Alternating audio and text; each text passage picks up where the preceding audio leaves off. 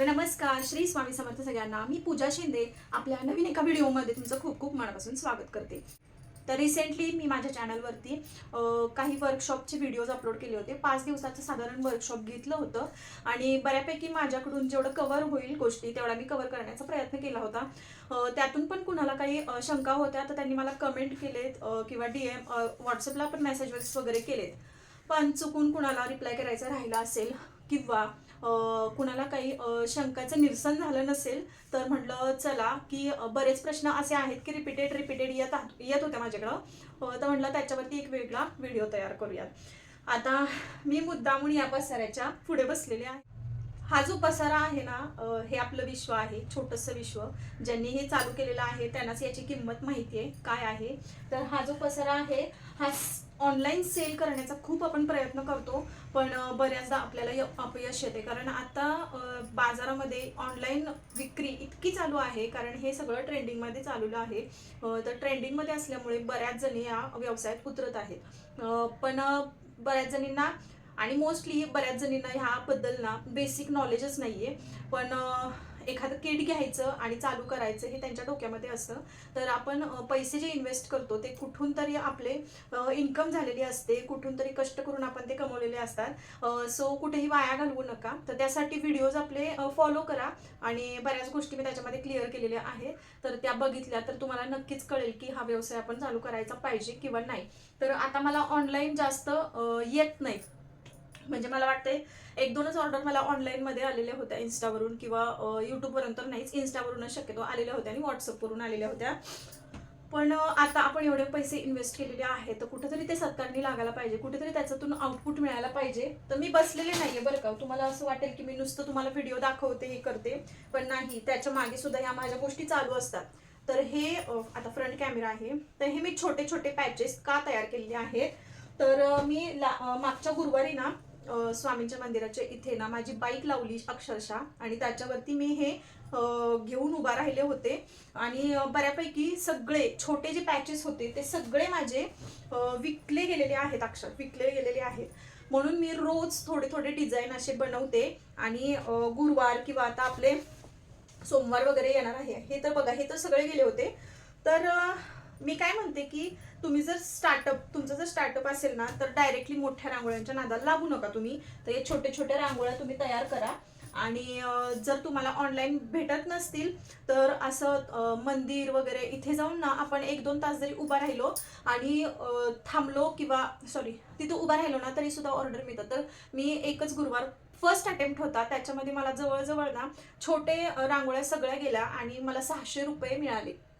पहिली कमाई माझी आयुष्यातली नाही, मी पहिले जॉब वगैरे केलेला आहे, पण या बिझनेसमधनं फर्स्ट अटेम्प्ट होता, पहिलाच दिवस होता आणि मी पूर्ण दिवस सुद्धा थांबलेले नव्हते. तर मी कशी थांबलेले ते सुद्धा ऐका तुम्ही. मी मुलांना 9:15 वाजता शाळेमध्ये सोडलं आणि तिथे जाऊन थांबले. 12 वाजता शाळा सुटते, 12 वाजेपर्यंत थांबले, थोडेफार गेले तेव्हा रांगोळ्या आपल्या. आणि संध्याकाळी मग मिस्टर जेव्हा घरी आले तेव्हा मी सगळं आवरलं, स्वयंपाक पाणी काय असेल ते वॉटेवर आपलं काय रेग्युलरचं असेल ते. आणि मी परत ना 5:30-6च्या दरम्यान परत बाईक घेऊन गेले माझी आणि 7:30 पर्यंत सगळं सेल झालं माझं. मला खूप छान वाटलं. आता ह्यामध्ये 2 पॉईंट तुम्ही लक्षात ठेवा. जर जाणार असाल, जर करणार हे बघा, कुठेही करायचं म्हणलं ना तर लाजायचं नाही. आपण कष्ट करतोय, कष्टाला कधीही लाजायचं नाही एवढं मला कळतं.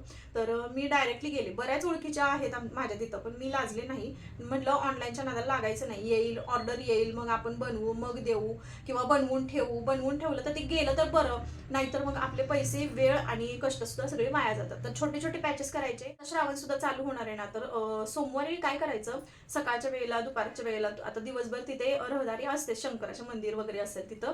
तर तिथं जाऊन थांबायचं, काही हरकत नाही. छोटा स्टूल घेऊन जावा आणि त्याच्यावरती जरी सॅम्पलसाठी 2-4 ठेवले, बाकी पिशवीत ठेवायचे आणि थांबायचं 1-2 तास. कसा रिस्पॉन्स मिळतोय त्यातून सुद्धा आपल्याला ऑर्डर मिळतात. तर त्यातनं मला 2 ऑर्डर 5-6 जणांनी माझे नंबर घेतले, पण 2 ऑर्डर फिक्स झाल्या. म्हणजे घरी बसून आपल्याला हे मिळणार आहे का, तर नाही. तर ह्या गोष्टी तुम्ही करू शकता, ज्या की मी आता फॉलो करते. मी कुठल्याही गोष्टीला लाजत बुजत बसत नाही आता सध्या. तर प्रश्नांकडे वळूया आपण. प्रश्न मी ह्याच्यामध्ये लिहून घेतलेले आहे.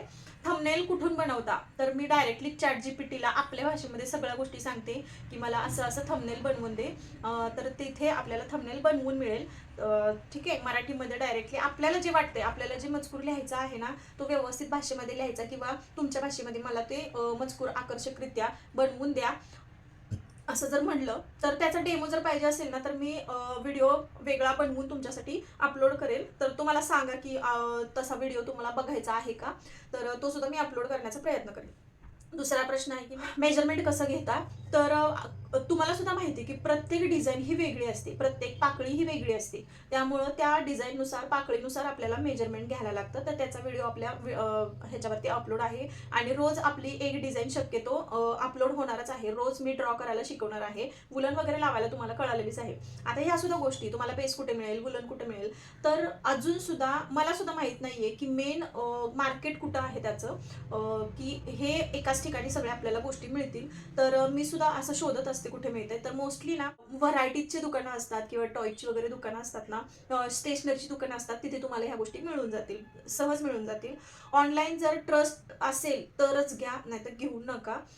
हे मी तुम्हाला सांगते, कारण वुलनच्या बाबतीत वगैरे जरा प्रॉब्लेम होतो. वुलन आपल्याला जाड वापरायची असते तर ती बघूनच घ्या शक्यतो, किंवा ट्रस्ट असेल एखाद्यावरती, त्याचे रेटिंग वगैरे बघा आणि मग घ्या.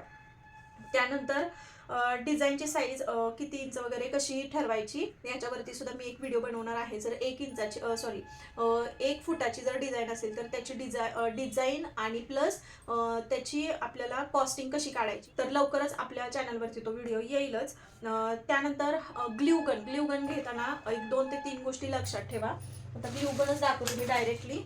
सगळ्या मोस्टली ग्ल्यूगनची वायर एवढीच असते. तर एक्सटेन्शन मी तुम्हाला सांगितले. ग्ल्यूगनला स्टँड असणं आवश्यक आहे. तर पहिली गोष्ट, आपल्याला जर रांगोळ्या बनवायच्या असतील किंवा छोट्या DIY साठी ना तुम्ही 20 वॅट 40 वॅटची प्रेफर करू शकता. जर आपल्याला रांगोळ्या परफेक्ट बनवायच्या असतील, जर रांगोळ्यांसाठी तुम्ही यूज करणार असाल किंवा मोठ्या डिझाईनसाठी यूज करणार असाल, तर 60 किंवा 60 वॅटपेक्षा जास्त तुम्ही 60 वॅटची घेऊ शकता. त्याच्यानंतर त्याला ऑन आणि ऑफचं बटन असणं खूप आवश्यक आहे. तर ते सुद्धा तुम्ही चेक करा तुमच्या ग्ल्यूगनला आहे का. त्यानंतर हे स्टँड आहे का बघा. आणि ह्याची जी बॉडी जी आहे ना, ती एकदम स्ट्रॉंग घ्या. म्हणजे बघा तुम्ही, आपल्याला कळतेच हातामध्ये घेतल्यानंतर की वरचं हे प्लास्टिक वगैरे कसं आहे.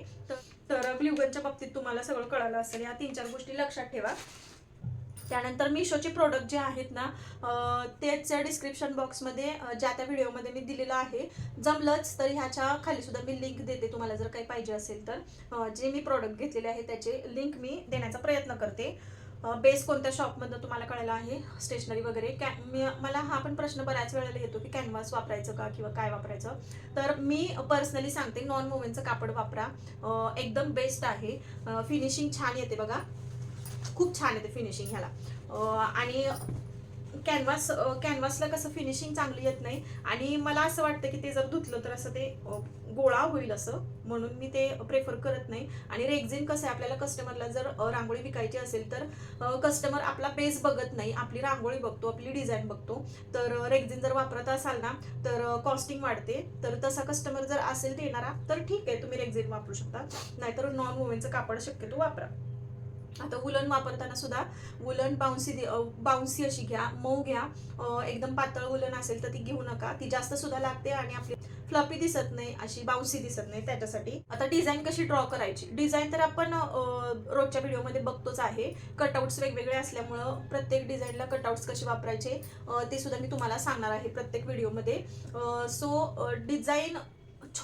डिझाईन सुद्धा मी आता दाखवताना ना छोट्यापासून दाखवणार आहे, लहान डिझाईन पासून दाखवणार आहे. कारण कुणाचं नुकसान नको व्हायला, कारण प्रत्येकालाच ड्रॉइंग येते असं नाही. तर तुम्ही जर छोट्या छोट्या रांगोळ्यांमध्ये कॉन्फिडन्स आला की बाबा हा आपल्याला जमतंय, तर मग मोठी रांगोळी काढायला तुम्हाला काही वाटणार नाही. त्यामुळे दाखवताना सुद्धा मी छोट्या छोट्या रांगोळ्यांपासूनच दाखवणार आहे. तर बऱ्याच जणींना येत असेल तर त्या बोलणार की हे काय दाखवते, छोट्या छोट्या रांगोळ्या आम्हाला जमतात की. पण ज्यांना जमत नाही ना, त्यांच्यासाठी हे व्हिडिओ असतात. ज्यांना जमतंय त्यांनी सुद्धा बघा, कारण प्रत्येकाची टेक्निक शिकवण्याची वेगळी असते. तुम्हाला ती आवडली तर तुम्ही कंटिन्यू करू शकता. तर बऱ्यापैकी सगळ्या गोष्टी मला वाटतंय मी कव्हर केलेल्या आहेत. अजून सुद्धा ह्यातून काही डाऊट असेल ना तर तुम्ही नक्की मला फ्रीली मेसेज करा, काही प्रॉब्लेम नाही. मला जेवढ्या प्रश्नांची उत्तरं देता येतील तेवढे मी देणार आहे. तर व्हिडिओ कसा वाटला हे नक्की कमेंट करून सांगा. आपल्या चॅनलला आणि हो, महत्त्वाचं, आपला चॅनलचं एक क्रायटेरिया पूर्ण झालेला आहे. माझे सबस्क्रायबर पूर्ण झालेले आहेत 500च्या वरती. आता आज 537-38 काहीतरी असतील मे बी, पण काल 500 पूर्ण झाले. मी एक सबस्क्रायबरसाठी पूर्वी ना इतकी खटपट करत होते, पण ह्या व्हिडिओजमुळे आणि तुमच्या प्रेमामुळे ना ते अगदी मला वाटते 3 वीकमध्ये माझे सबस्क्रायबरचा क्रायटेरिया जो आहे तो पूर्ण झालेला आहे. त्यामुळं खूप खूप खूप खूप खूप धन्यवाद. असंच प्रेम राहू द्यात, आशीर्वाद राहू द्यात आणि आपल्या चॅनलला सबस्क्राईब करा. व्हिडिओज कसे वाटतात ते सुद्धा वेळच्या वेळी सांगा. भेटूयात पुढच्या व्हिडिओमध्ये. तोपर्यंत बाय बाय बाय.